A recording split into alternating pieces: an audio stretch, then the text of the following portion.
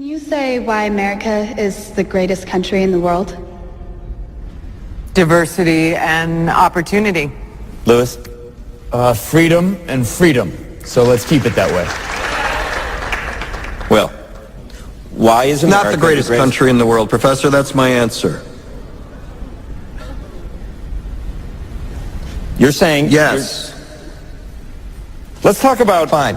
Sharon, the NEA is a loser. Yeah, it accounts for a penny out of our paycheck, but he gets to hit you with it anytime he wants. It doesn't cost money. It costs votes. It costs airtime and column inches. You know why people don't like liberals? Because they lose.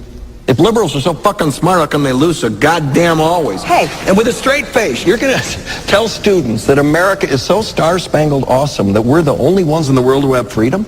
Canada has freedom. Japan has freedom. The UK, France, Italy, Germany, Spain, Australia, Belgium has freedom. So 207 sovereign states in the world, like 180 of them have freedom. All right. And yeah, you, sorority girl, just in case you accidentally wander into a voting booth one day, there's some things you should know. And one of them is there is absolutely no evidence to support the statement that we're the greatest country in the world. We're 7th in literacy, 27th in math, 22nd in science, 49th in life expectancy, 178th in infant mortality, 3rd in median household income, number 4 in labor force, and number 4 in exports. We lead the world in only 3 categories: number of incarcerated citizens per capita, number of adults who believe angels are real, and defense spending, where we spend more than the next 26 countries combined, 25 of whom are allies. Now, none of this is the fault of a 20-year-old college student, but you nonetheless are, without a doubt, a member of the worst generation ever. So when you ask what makes us the greatest country in the world, I don't know what the fuck you're talking about. Yosemite?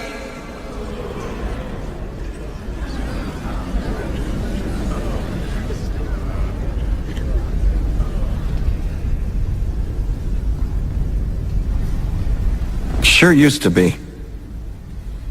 We stood up for what was right. We fought for moral reasons. We passed laws, struck down laws for moral reasons. We waged wars on poverty, not poor people.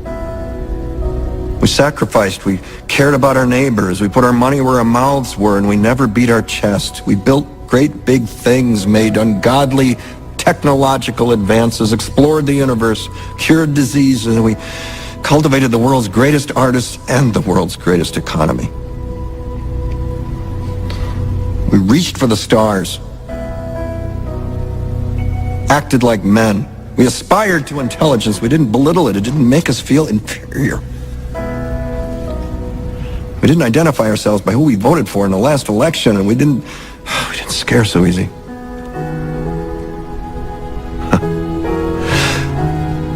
We were able to be all these things and do all these things because we were informed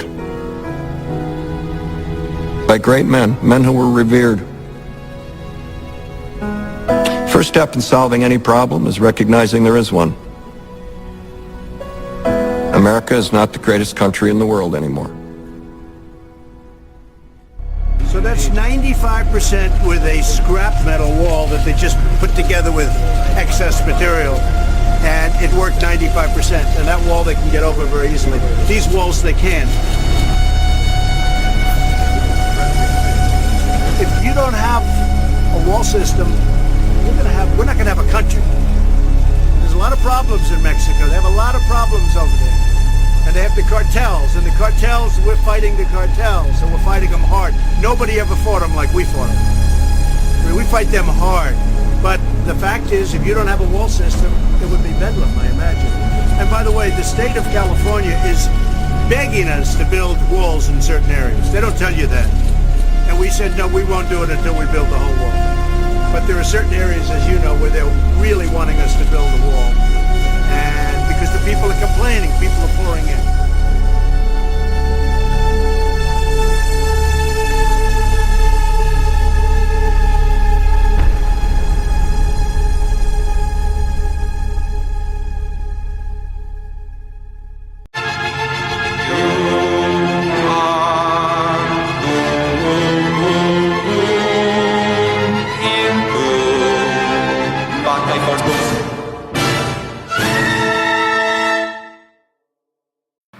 You are tuned in to Maga First News with Peter Boykin, part of the Maga Network on Maga One Radio. So, folks, It's been a lot going on, a lot personally going on, a lot going on in the world. The month of June is over. Gay Pride Month is over. But let me remind you, just like Black History Month, it's never over. We're always going to be reminded exactly of what we've done wrong. Especially if you're a white American. You're born wrong. You are wrong. If you speak out against what you hear and what you feel or what you express, then you're a racist. You're a Nazi. You're a white supremacist. But then when you make mention that you have a husband who's black or a family who's black, they bring up the whole point of you're still racist because you have to bring it up. Well, I feel like I have to bring it up because I have to let you know your stereotypes are wrong. I, like you, and you, and you, and you, and you, and other people out there, was born diverse. I happen to be born of a whiter pigment. You happen to be born of an Asian pigment, or a black pigment, or a Native American pigment, or you might have been born blue like a Smurf. That's just one little part of what makes who we are. But if you're here in America, the United States, we are all Americans. Yes, some of us are heterosexual. Some of us are non-heterosexual. Some of us are questioning.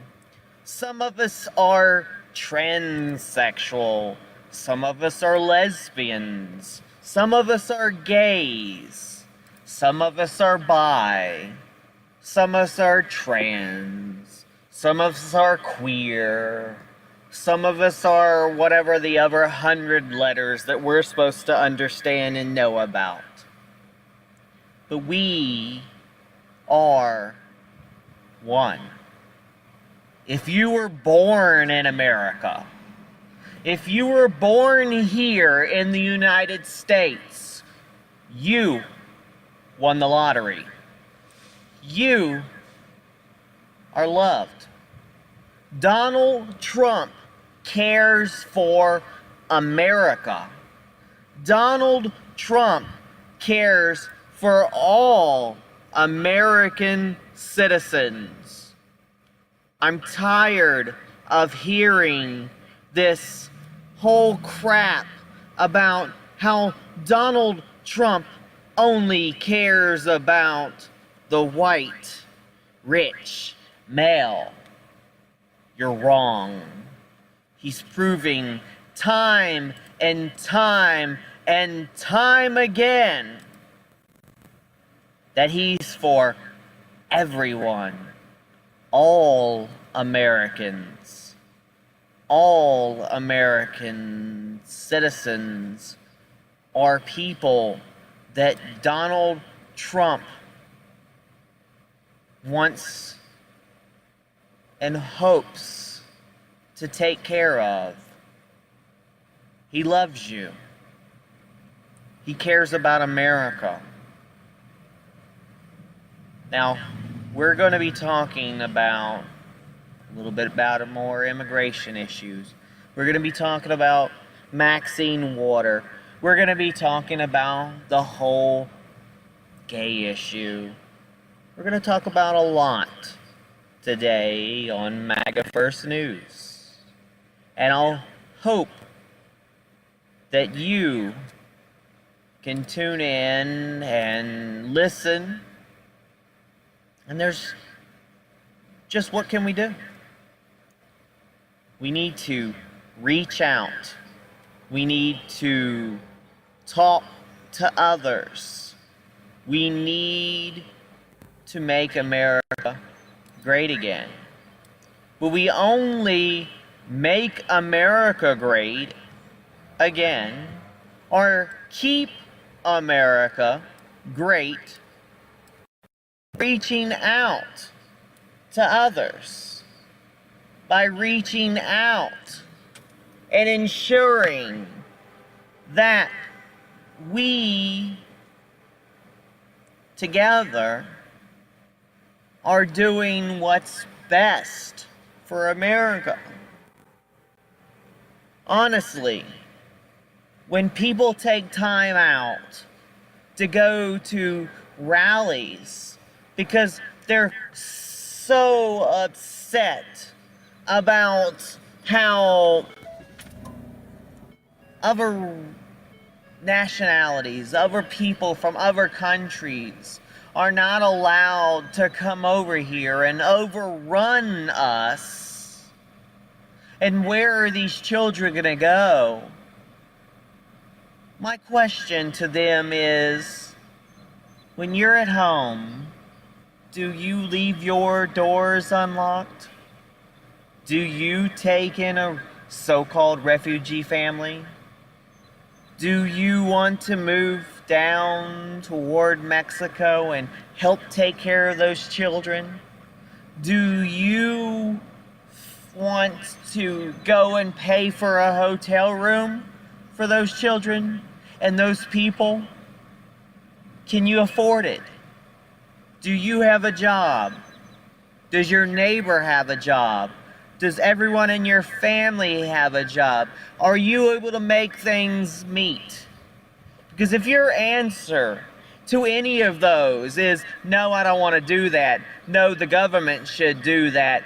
No, I don't have a job. No, I think the government should give me a job. Then guess what? You are part of the problem. You are what keeps America from being great. We've got to dream. We've got to dream. We've got to dream bold. And we have to listen, really listen to the words of our president, Donald Trump. Sounds like political presidential talk to me, and I know people have talked to you about whether or not you want to run. Would you ever? Probably not, but I do get tired of seeing the country ripped off. Why would you not? I just don't think I really have the inclination to do it. I love what I'm doing. I really like it. Also, it doesn't pay as well. Yeah, it doesn't. But, you know, I just probably wouldn't do it, Oprah. I probably wouldn't, but I do get tired of seeing what's happening with this country. And if it got so bad, I would never want to rule it out totally, because I really am tired of seeing what's happening with this country, how we're really making other people live like kings and we're not. Mr. Trump, you've done great things in your life, and I just wonder, how do I, as an average person, begin? Well, first of all, never think of yourself as average. You started off with the wrong question, because you're not average. You've got a lot going. I see you're smart. I see you're very beautiful. And you're right against Erin. Look how beautiful she is. But, you know, I don't see any difference. You have to tell yourself that you just have to get that word average out of your vocabulary, and you have to tell yourself that you're great, and you have to believe it. If you can say it and don't believe it, it doesn't matter. So just go out there and work hard. You've said, though, that if you did run for president, you believe you'd win. Well, I don't know. I think I'd win. I tell you what, I wouldn't go in to lose. I've never gone in to lose in my life. And if I did decide to do it, I think I'd be inclined. I would say that I would have a hell of a chance of winning, because I think people, I don't know how your audience feels, but I think people are tired of seeing the United States ripped off. And I can't promise you everything, but I can tell you one thing. This country would make one hell of a lot of money from those people that for 25 years have taken advantage. It wouldn't be the way it's been, believe me. Thanks to you, we'll have a president of the United States who will make appointments to the highest court in the land that will uphold the sanctity of life, our Second Amendment, and all the God-given liberties enshrined in the Constitution of the United States. Thanks to you. With your votes, the great citizens of this country declare to the world that from now on, it's going to be America first. America first. The script is not yet written. We do not know what the page will read tomorrow. But for the first time in a long time, what we do know is that the pages will be authored by each and every one of you. You, the incredible American people, will be in charge. Your voice, your desires, your hopes, your aspirations will never again fall on deaf ears. The forgotten men and women, by the way, they're not so forgotten anymore, are they? There is nothing we cannot do. No task is too great, no dream too large, no goal beyond our reach. My message tonight is for all Americans, from all parties, all beliefs, all races, all walks of life. Whether you are African American, Hispanic American, Asian American, we are all Americans, and we are all united by one shared destiny. So I'm asking everyone to join this incredible movement. I'm asking you to dream big again, dream big and bold and daring. For your families, for yourself, for your country, big and bold and daring. I'm asking you to believe in yourself, and I'm asking you to believe once again in America. Your voice, your hopes, and your dreams will define our American destiny. And your courage and goodness and love will forever guide us along the way. Together, we will make America strong again. We will make America wealthy again. We will make America proud again. We will make America safe again. And yes, together, we will make America great again. Thank you, God bless you, and God bless America. I, Donald John Trump, do solemnly swear that I will faithfully execute the office of President of the United States and will, to the best of my ability, preserve, protect, and defend the Constitution of the United States. So help me God.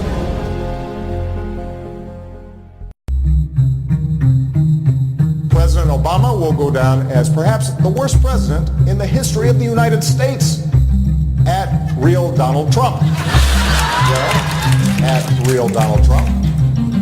At least I will go down as a president.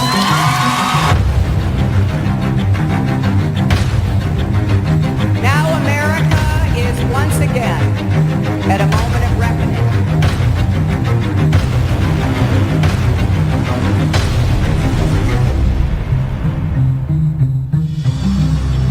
Our movement is about replacing a failed and corrupt political establishment with a new government controlled by you, the American people. We will make America great again.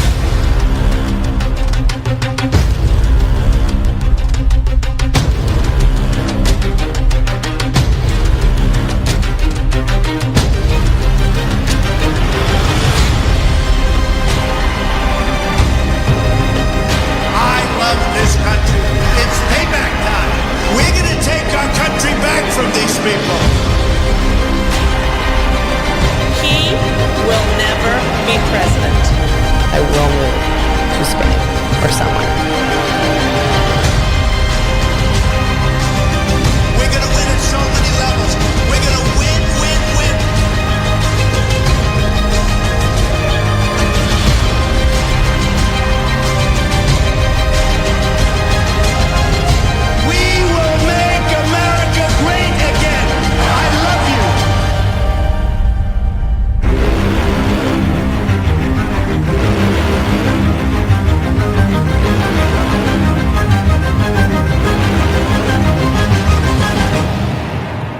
President-elect.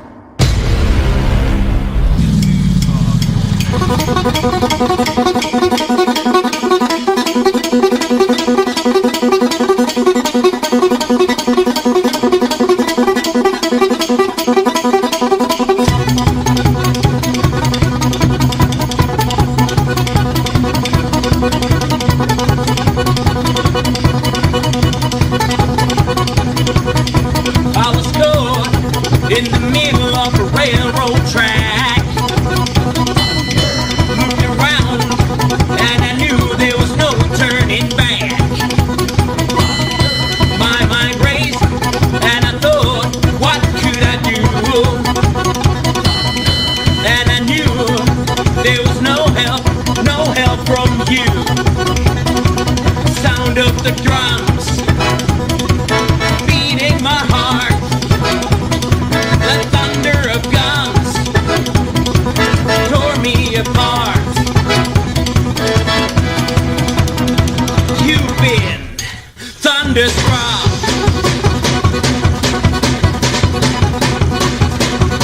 Went down the highway, broke the limits, we hit the town.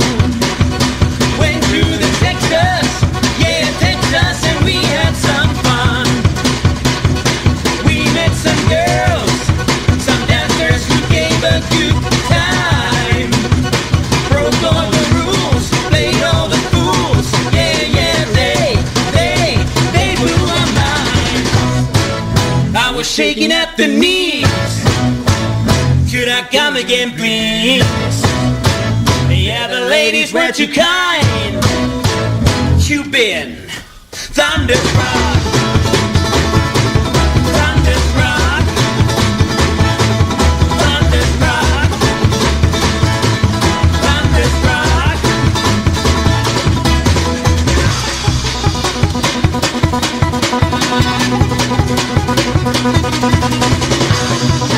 I was shaking at the knees. Could I come again, please?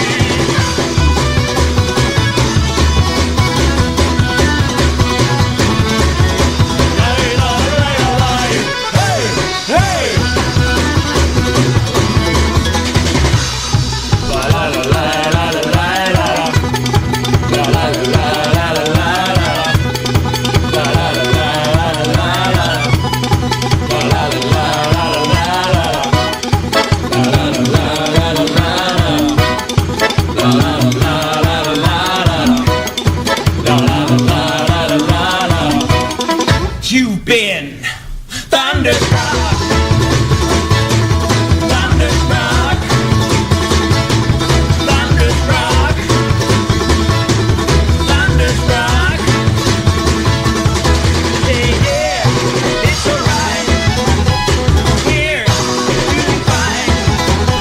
Yeah, it's alright. Here, doing fine. Oh, thunderstruck. Thunderstruck. Thunderstruck. Thunderstruck. You've been thunderstruck.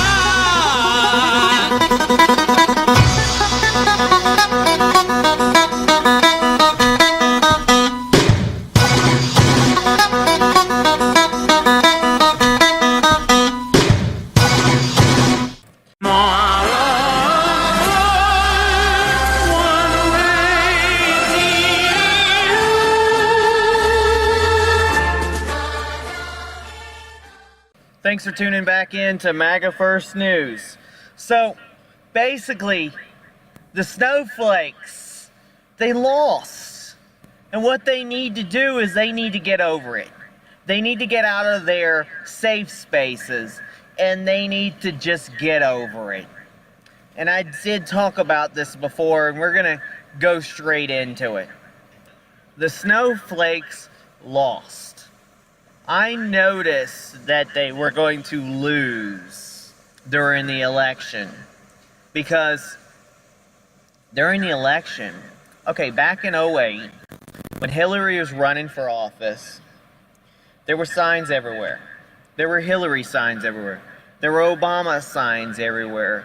I didn't see hardly any Palin or McCain signs or any other signs like that. I just didn't see the signs. So the point was, I saw at that time the Democrats were unfortunately going to win. Sometimes it's because we don't do enough to ensure that we win. And as I stated multiple times before, we need to get out. We need to rally. We absolutely, in order to win, we're going to have to get off our ass. And we're going to have to rally. Now, the next big rally is more in September. I still plan on having a rally, a March for Trump rally, which is going to be combined with a March for Our Rights. Now, last year around this time, I gave a speech that, and I'm trying to pull it up, I gave a speech on March 1st, around this time last year, where the goal was to march for Maga. Now, not a lot of people came out, but the message was clear, and we learned a lot from that year. We learned that victory doesn't come easy. Events put together by GOP and Republicans takes a lot of work, a lot of canvassing. It takes so much to get things going over time.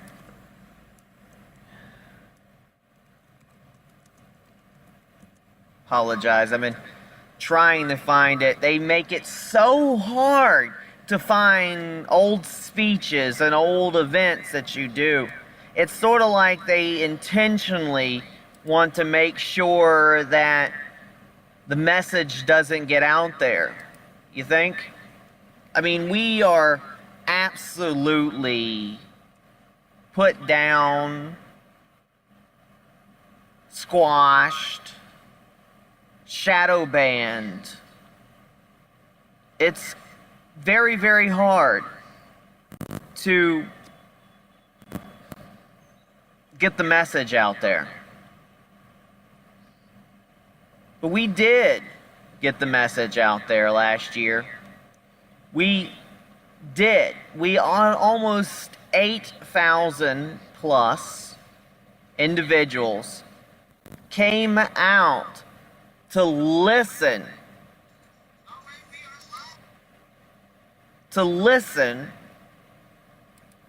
to a speech. We put the speech out there.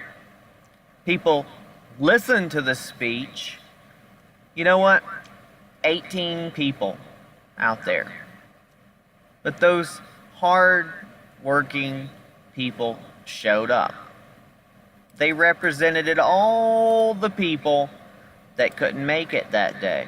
And I say it all the time, and the left wants to make fun that we can't get but a few people to come out. But in reality, a lot of these individuals, they want to come out.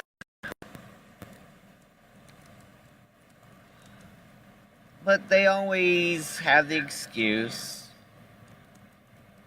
that, hey, we own everything. We have the House. We have the presidency. And we don't need to do anything else. Unfortunately, folks, That's how we lose. Because we get cocky. We think that Donald Trump is in the White House and that somehow just this one man alone is so wonderful. And he is wonderful. That somehow he's able to do it all himself. But he needs us, folks. And we need to come out and rally. It's irritating when you see scores and scores of individuals who come out and protest, who come out and rally in giant numbers. But when the conservatives are asked to come out, when they're asked to donate, when they're asked to give, it's like pulling teeth. It's really discouraging. Because I, for one, would like the amount of high energy that these people do go to Trump speeches. To be there. To be out at these rallies. It's extremely important that we get out to these rallies. I don't know how much more we can say.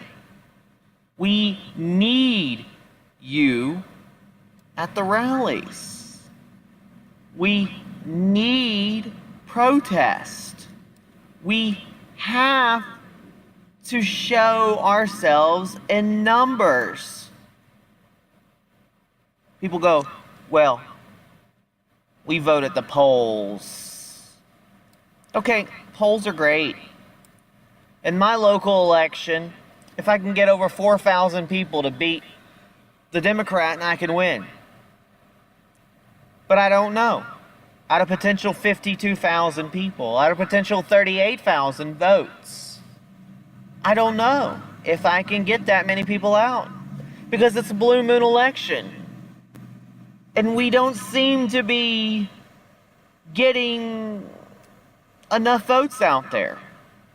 And so, I mean, we really, and I beg people, we have to get out there. We have to push our limits. This is Maga First News with Peter Boykin. We'll be right back.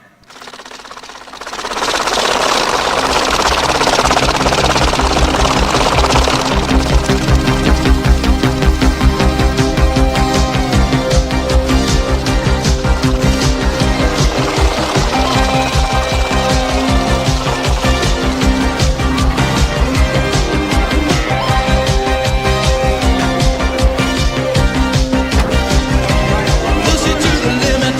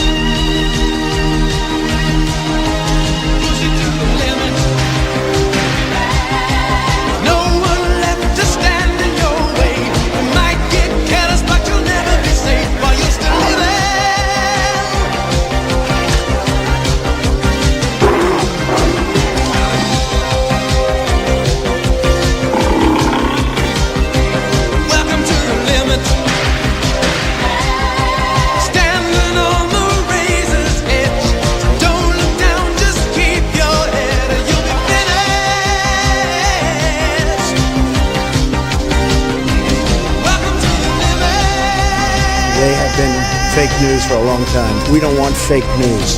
And by the way, not everybody is fake news. But we don't want fake news. Bad thing. Very bad for our country. Stop it. Turn off the lights. And I say stop it. Turn off the lights. Is a rogue regime going rogue again? I'm Steve Rappaport, Fox News. Various reports pointing to signs that North Korea is continuing to work on its nuclear weapons program despite promises made to President Trump in last month's summit. Citing new evidence that the regime's been working to conceal key aspects of its nuclear program, intel officials say this... I'm gonna stop right there. Ah, shit. Really? Come on. Kim Jong. Was all that just a bunch of bullshit posturing? Do you not understand that Donald Trump will blast your ass? This was the last chance. There's no red lines. Undermines their pledge to surrender their nuclear stockpile, what was supposed to be the first step in the process of denuclearization. The newly revealed evidence allegedly indicates that Pyongyang is covering up the existence of at least one uranium enrichment facility, where it produces fissile material for nuclear bombs. This comes on the heels of the Trump-Kim summit, after which the president had tweeted, "There is no longer a nuclear threat from North Korea." Fox's Jillian Turner in Washington. Who will it be? President Trump getting closer to choosing the next Supreme Court justice? But we're gonna stop right there. You've got liberals who will be so wonderful going, I told you, see, Trump can't do nothing. He shouldn't have been talking to the dictator. These are the same people who think the pilot should crash the plane while they're on it.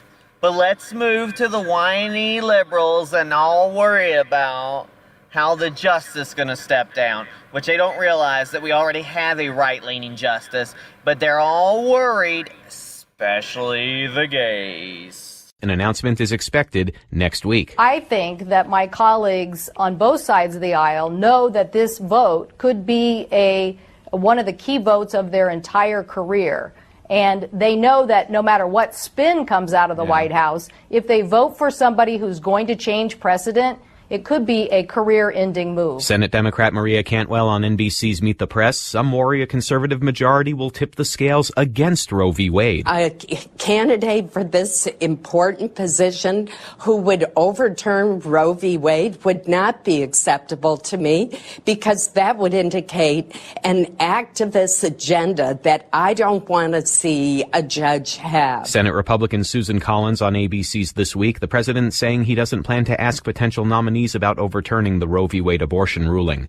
Canada beginning today to impose tariffs on nearly $13 billion on U.S. exports, including everyday household items like laundry detergent and ketchup. It's in response to U.S. tariffs on Canadian steel and aluminum. Fox News. Fair and balanced.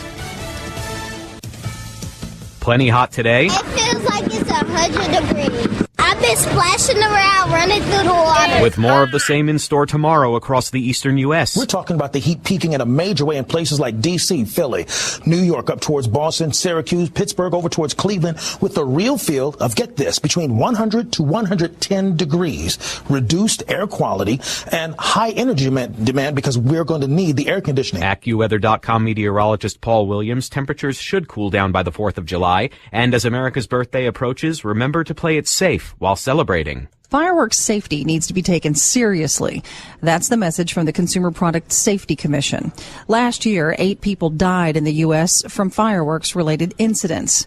Dr. Ann Burkle is the acting chair of the CPSC and has a warning regarding illegal fireworks. Don't make them, don't purchase them, and don't go near them. She says while sparklers are pretty to look at, the most often cause of any injuries that we see fireworks related. They can burn at up to 2,000 degrees, and she reminds parents to keep sparklers out of the hands of kids. Tanya J. Powers, Fox News. Tesla drives to its production goals. CEO Elon Musk saying the electric automaker hit the target of building 5,000 Model S cars per week. Tesla has never posted a full-year profit and plowed through $1 billion in the first quarter. a wild World Cup Sunday. Shootouts were needed to decide both games after each ended up at 1 goal apiece. Russia took a 4-3 lead on Spain when Denis Cheryshev netted the tie-breaking goal. Moments later, goaltender Igor Akinfeev blocked the final shot, sending the home fans into a celebratory state. Croatia and Denmark were tied at 2-2 in their shootout. That's when Ivan Rakitic scored into the left side of the net to end that contest. Russia will face Croatia in Saturday's quarterfinal. Bob Mortale, Fox News. And I'm Steve Rappaport, Fox News Radio.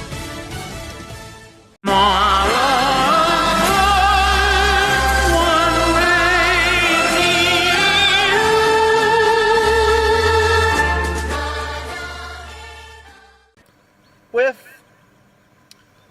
patriotism hopefully on the rise, we're going to finish the rest of this show with a little bit about our grand old flag. And hopefully we don't trigger the liberals too much. And here we go. I walked through a county courthouse square. On a park bench, an old man was sitting there. I said, "Your old courthouse is kind of run down." He said, "No, it'll do for our little old town." I said, "Your old flagpole has leaned a little bit, and that's a ragged old flag you got hanging on it." He said, "Have a seat," and I sat down. "Is this the first time you've been to our little town?" I said, "I think it is." He said, "I don't like to brag, but we're kind of proud of that ragged old flag." You see, we got a little hole in that flag there when Washington took it across the Delaware, and it got powdered burned the night Francis Scott Key sat watching it writing, "Say, can you see?" And it got a bad rip in New Orleans with Packingham and Jackson tugging at its seams, and it almost fell at the Alamo beside the Texas flag, and she waved on through. She got cut with a sword at Chancellorsville, and she got cut again at Shiloh Hill. There was Robert E. Lee, Beauregard, and Bragg, and the south wind blew hard on that ragged old flag. On Flanders Field in World War I, she got a big hole from a Bertha gun. She turned blood red in World War II. She hung limp and low a time or two. She was in Korea and Vietnam. She went where she was sent by her Uncle Sam. She waved from our ships upon the briny foam, and now they're about quit waving her back here at home. In her good own land where she's abused and she's burned, dishonored, denied, and refused, and the government for which she stands is scandalized throughout the land, and she's getting threadbare, she's wearing thin, but she's in good shape for the shape she's in. 'Cause she's been through the fire before, and I believe she can take a whole lot more. So we raise her up every morning, we take her down every night. We don't let her touch the ground, and we fold her up right. On second thought, I do like to brag, 'cause I'm mighty proud of that ragged old flag.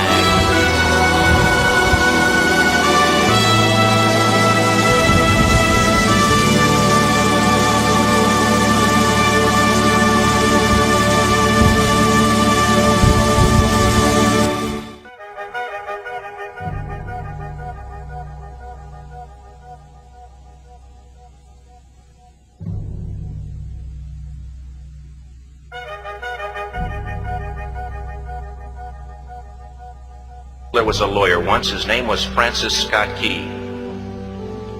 He penned a song that I'm sure you're aware of. You've seen it. It's in most hymnals throughout our churches. It's called the National Anthem. It is our song as an American. We go, however, to a ball game. We stand in our church services and we sing the words of that song, and they float over our minds and our lips, and we don't even realize what we're singing. Most of us have memorized it as a child, but we've never really thought about what it means. Let me tell you a story. Francis Scott Key was a lawyer in Baltimore. The colonies were engaged in vicious conflict with the mother country, Britain. Because of this conflict and the protractedness of it, they had accumulated prisoners on both sides. The American colonies had prisoners and the British had prisoners. And the American government initiated a move. They went to the British and they said, let us negotiate for the release of these prisoners. They said, we want to send a man out to discuss this with you. They were holding the American prisoners in boats about 1,000 yards offshore. And they said, we want to send a man by the name of Francis Scott Key. He will come out and negotiate to see if we can make a mutual exchange. On the appointed day in a rowboat, he went out to this boat and he negotiated with the British officials, and they reached a conclusion that men could be exchanged on a one-for-one basis. Francis Scott Key, jubilant with the fact that he'd been successful, went down below in the boats, and what he found was a cargo hold full of humanity, men. And he said, men, I've got news for you tonight. You're free. He said, tonight I have negotiated successfully your return to the colonies. He said, you'll be taken out of this boat, out of this filth, out of your chains. As he went back up on board to arrange for their passage to the shore, the admiral came and he said, we have a slight problem. He said, we will still honor our commitment to release these men, but it'll be merely academic after tonight. It won't matter. And Francis Scott Key said, what do you mean? He said, well, Mr. Key, he said, tonight we have laid an ultimatum upon the colonies. Your people will either capitulate and lay down the colors of that flag that you think so much of, or you see that fort right over there, Fort Henry? He said, we're going to remove it from the face of the earth. He said, how are you going to do that? He said, if you will, scan the horizon of the sea. And as he looked, he could see hundreds of little dots. And he said, that's the entire British war fleet. He said, all of the gunpowder, all of the armament is being called upon to demolish that fort. It will be here within striking distance in a matter of about 2.5 hours. He said, the war is over. These men would be free anyway. He said, you can't shell that fort. He said, that's a large fort. He said, it's full of women and children. He says, it's predominantly not a military fort. They said, don't worry about it. They said, we've left them a way out. And he said, what's that? He said, do you see that flag way up on the rampart? He said, we have told them that if they will lower that flag, the shelling will stop immediately. And we'll know that they've surrendered, and you'll now be under British rule. Francis Scott Key went down below and told the men what was about to happen. And they said, how many ships? He said, hundreds. The ships got closer. Francis Scott Key went back up on top and he said, men, I'll shout down to you what's going on as we watch. As twilight began to fall, and as the haze hung over the ocean as it does at sunset, suddenly the British war fleet unleashed. He says the sound was deafening. There were so many guns that there were no reliefs. He said it was absolutely impossible to talk or hear. He said suddenly the sky, although dark, was suddenly lit. And he says from down below, all he could hear the men, the prisoners, saying was, tell us where the flag is. What have they done with the flag? Is the flag still flying over the rampart? Tell us. 1 hour, 2 hours, 3 hours into the shelling. Every time the bomb would explode and it would be close to the flag, they could see the flag in the illuminated red glare of that bomb, and Francis Scott Key would report down to the men below, it's still up. It's not down. The admiral came and he said, your people are insane. He said, what's the matter with them? He said, don't they understand this is an impossible situation? Francis Scott Key said he remembered what George Washington had said. He said the thing that sets the American Christian apart from all other people in the world is he will die on his feet before he'll live on his knees. The Admiral said, we have now instructed all of the guns to focus on the rampart to take that flag down. He said, we don't understand something. Our reconnaissance tells us that that flag has been hit directly again and again and again, and yet it's still flying. We don't understand that. But he said, now we're about to bring every gun for the next 3 hours to bear on that point. Francis Scott Key said the barrage was unmerciful. All that he could hear was the men down below praying. The prayer, God, keep that flag flying where we last saw it. Sunrise came. He said there was a heavy mist hanging over the land, but the rampart was tall enough. There stood the flag, completely nondescript, in shreds. The flagpole itself was at a crazy angle, but the flag was still at the top. Francis Scott Key went aboard and immediately went into Fort Henry to see what had happened. And what he'd found had happened was that that flagpole and that flag had suffered repetitious direct hits. And when it had fallen, but men, fathers, who knew what it meant for that flag to be on the ground,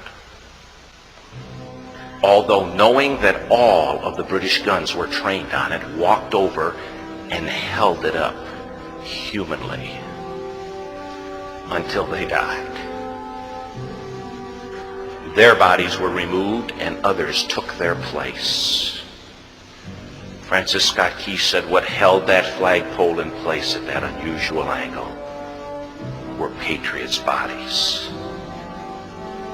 He penned the song, "Oh, say can you see by the dawn's early light what so proudly we hailed at the twilight's last gleaming? Or the rocket's red glare, the bombs bursting in air, gave proof through the night that the flag was still there. Oh, say, does that star-spangled banner yet fly and wave o'er the land of the free and the home of the brave? The debt was demanded. The price, it was paid. Oh, say, can you see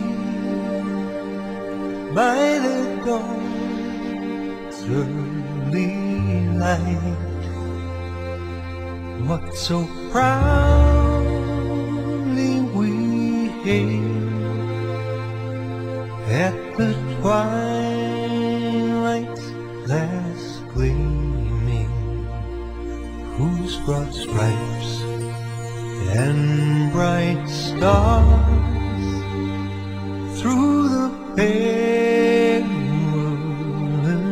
fight o'er the ramparts we watched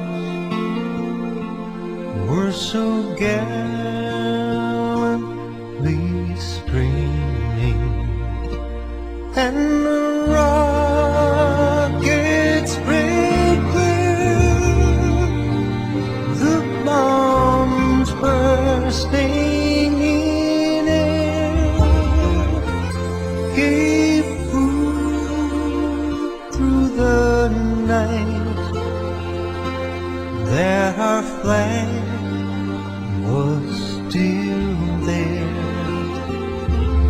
Oh, say, does that star-spangled banner yet wave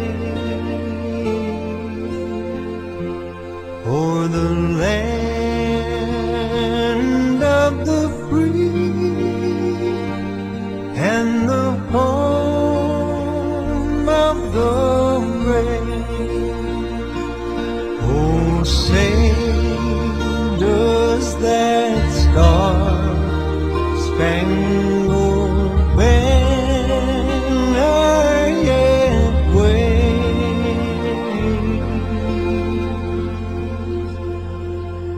o'er the land of the free and the home of the brave?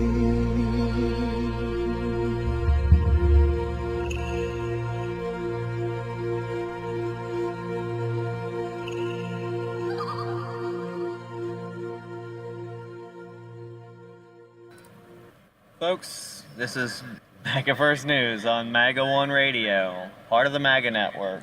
I love America. You should love America.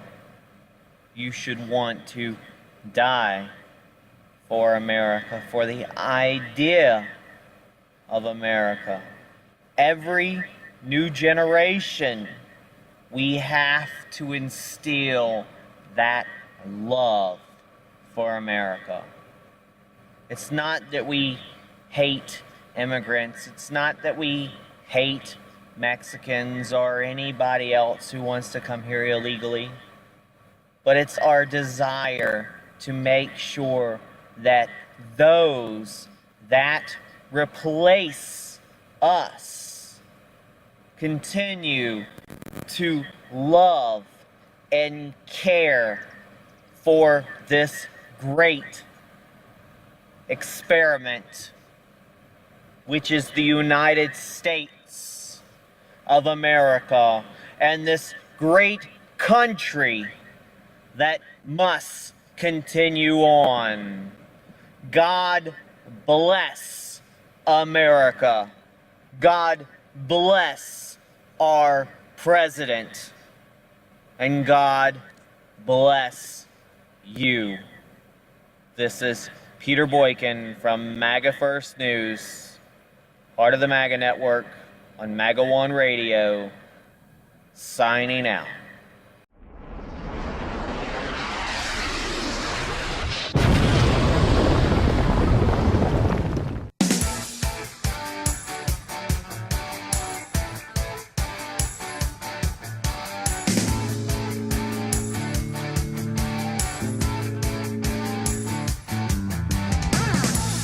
All-time winner, beats them one by one. Ain't no freaking quitter, making us number one. Working hard, an American story, cleaning up the streets.